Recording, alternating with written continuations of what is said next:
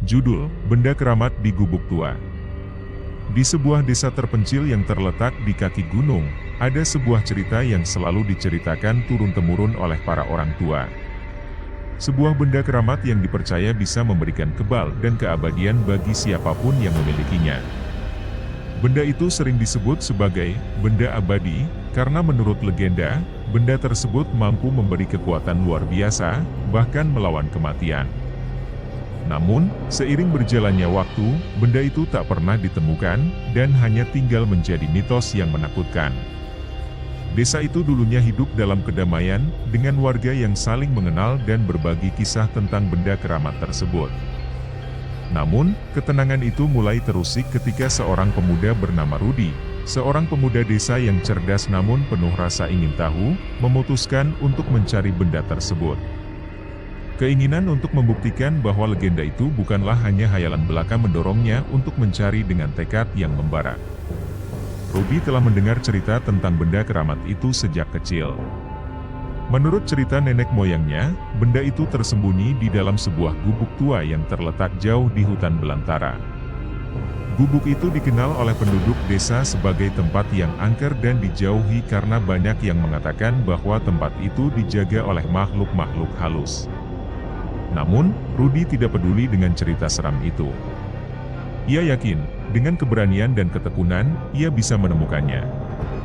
Suatu hari, Rudi memutuskan untuk berangkat seorang diri. Ia membawa perlengkapan secukupnya, bertekad untuk menempuh perjalanan panjang menuju gubuk yang disebut-sebut terletak di tengah hutan lebat. Sebelum berangkat, Rudi sempat berbincang dengan beberapa orang tua desa yang masih percaya pada legenda tersebut. Mereka memperingatkan Rudi untuk tidak mencoba memasuki gubuk itu, karena banyak orang yang sudah hilang atau mengalami nasib buruk setelah mencarinya. "Tapi aku tidak percaya dengan cerita itu, Pak," jawab Rudi dengan penuh keyakinan. "Saya hanya ingin mencari tahu kebenarannya." Dengan itu, Rudi pun berangkat. Ia berjalan menyusuri jalan setapak yang semakin lama semakin sempit dan tertutup oleh dedaunan lebat. Tanpa merasa takut, ia terus berjalan, mengikuti petunjuk yang ia dengar dari cerita orang-orang tua desa. Hutan semakin terasa sunyi dan dingin, meskipun matahari masih tinggi di langit. Setelah berjam-jam berjalan, Rudi akhirnya tiba di sebuah clearing yang terbuka, di mana sebuah gubuk tua berdiri. Gubuk itu tampak sudah sangat usang, dengan atap yang hampir roboh dan dinding yang retak. Meski begitu, ada sesuatu yang aneh, sebuah aura yang membuat Rudi merasa cemas, meski ia tidak bisa mengungkapkan mengapa. Di sekitar gubuk itu, pohon-pohon tinggi dan lebat seolah memberikan perlindungan, menutupi cahaya matahari. Rudi berdiri sejenak, memandang gubuk itu dari jauh. Angin berbisik lembut, namun ada sesuatu yang membuatnya merasa tidak nyaman. Namun, rasa penasarannya lebih kuat daripada ketakutannya. Ia melangkah mendekat dan mengangkat tangan untuk mengetuk pintu yang sudah rapuh itu. Namun, sebelum tangannya menyentuh pintu, terdengar suara gemerisik dari dalam, seperti ada sesuatu yang bergerak. Rudi menahan napas dan mendorong pintu itu pelan-pelan. Begitu pintu terbuka, sebuah bau busuk tercium kuat. Di dalam, hanya ada debu dan sarang laba-laba yang menutupi hampir seluruh ruangan. Namun, di sudut ruangan, ada sebuah kotak kayu tua yang tampaknya sangat berharga. Kotak itu terletak di atas meja, dengan ukiran-ukiran yang sangat halus. Tanpa ragu, Rudi mendekati kotak tersebut, membuka tutupnya, dan menemukan sebuah benda yang bersinar redup meski di tempat yang gelap. Begitu benda itu berada di tangannya, seolah ada getaran kuat yang merasuki tubuhnya. Rudi merasa ada kekuatan luar biasa yang mengalir melalui dirinya. Namun, saat ia mencoba melepaskan benda itu, ia merasa seperti ada sesuatu yang menahannya, seolah benda itu tak ingin lepas dari tangan Rudi. Setelah Rudi berhasil melepaskan benda itu, ia merasa seolah dunia di sekitarnya berubah. Kekuatan baru yang ia rasakan membangkitkan rasa percaya diri yang belum pernah ia rasakan sebelumnya. Ia kembali ke desa dengan membawa benda itu, dan tidak sabar untuk menunjukkan kepada semua orang bahwa ia telah menemukan benda keramat tersebut.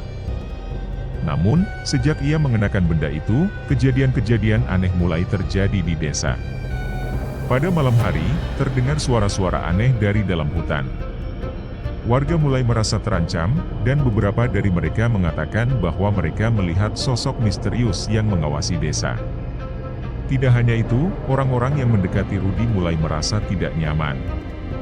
Beberapa warga desa mulai jatuh sakit tanpa alasan yang jelas, dan ada yang menghilang begitu saja. Beberapa tetua desa yang mencoba memberi peringatan kepada Rudi tentang bahaya benda tersebut, malah ditemukan mati dengan wajah terkejut dan penuh ketakutan, seperti ada sesuatu yang merenggut hidup mereka. Rudi yang semakin terobsesi dengan benda itu mulai berubah. Matanya yang tadinya penuh semangat kini tampak kosong dan dingin. Ia merasa semakin tak terhentikan, namun kekuatan yang ia dapatkan ternyata datang dengan harga yang sangat mahal. Setiap kali ia merasa lelah atau terluka, ia merasa seperti energi baru terus mengalir ke dalam tubuhnya, tetapi ia mulai merasakan ada sesuatu yang aneh, sebuah kehampaan yang semakin besar, yang tidak bisa ia pahami. Pada malam tertentu, desa diguncang oleh suara dentuman keras. Warga yang terbangun mendapati rumah-rumah mereka rusak, dan ada jejak darah yang mengarah ke hutan. Mereka segera menyadari bahwa Rudi, yang kini semakin sering menghilang ke dalam hutan, semakin terisolasi dari mereka.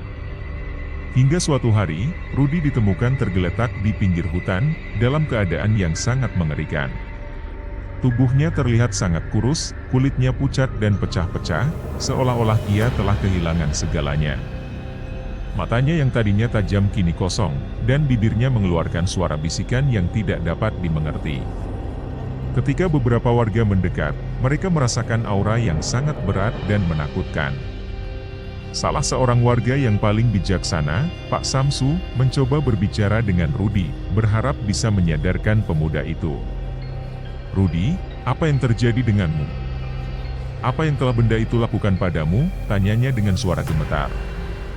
Rudi hanya menatap kosong, lalu dalam suara parau ia menjawab, "Benda ini tak bisa dilepaskan, aku tak bisa mati, tapi juga tak hidup." Pada saat itu, warga desa mulai merasa takut. Mereka tahu bahwa kekuatan benda itu tidak hanya memberikan keabadian, tetapi juga mengikat jiwa penggunanya dengan kegelapan yang tak bisa dibebaskan. Warga yang terguncang segera membawa tubuh Rudi kembali ke desa, meskipun mereka tahu nasib apa yang akan menimpa mereka jika benda itu tidak dimusnahkan. Setelah beberapa pertemuan dan perdebatan, akhirnya para tetua desa memutuskan untuk mengubur benda itu untuk selamanya. Mereka tidak bisa membiarkan benda itu terus membawa malapetaka. Mereka menggali lubang yang dalam di hutan dan dengan hati-hati meletakkan benda itu di dalam tanah, menutupnya dengan batu besar yang tidak bisa dipindahkan. Namun, meskipun benda itu sudah terkubur, rasa takut tetap menghantui desa itu. Sejak kejadian itu, tak ada lagi yang berani mendekati hutan, dan desa itu perlahan-lahan kehilangan kehidupan yang dulu ada. Beberapa warga yang masih tinggal di desa merasakan dampak dari kejadian tersebut selama bertahun-tahun, mimpi buruk dan penampakan yang terus menghantui mereka.